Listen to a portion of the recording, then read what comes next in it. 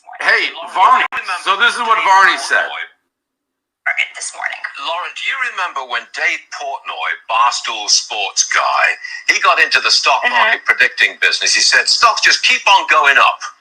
A lot of people took that as a signal to sell, because when you start getting stock tips from cab drivers and Dave Portnoy, you might have a problem. Do you remember that?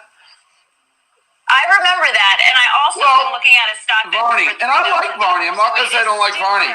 I think it's fairly disingenuous to compare me to a cab driver, considering I started a $450 million business by myself.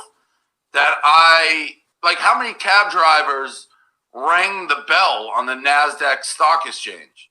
I did. And by the way, Varney, remember when Dave Portnoy said stocks only go up?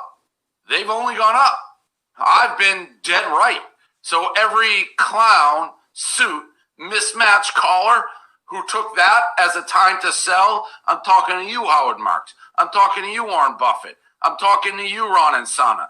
I'm talking to you, Lee Koppengrath. Everybody's like, oh, the cab driver, one of the great entrepreneurial stories of this generation, one of the most powerful men in sports media. That cab driver, that guy, when he said stocks only go up, they've only gone up. And DDTG, the firm that is beating every other firm's brains in, it's only gone up. That's when I learned. I started, let's not forget, let's not change history. I shorted stocks. I looked at this like stocks could go down, the economy, COVID. And then I adapted and used my entrepreneurial brain, which sold a company I started in my mom's basement for $450 million, like Joe Cab Driver, right? And I changed. I saw the world for what it was. And I adapted and I've kicked its ass.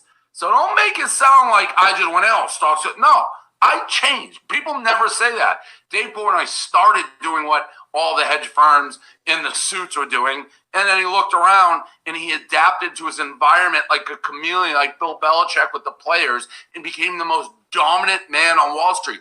They ban him on Wall Street Bets. They ban him on CNBC. They ban him everywhere he goes because all he does is win, take their face, and rub it in dog shit.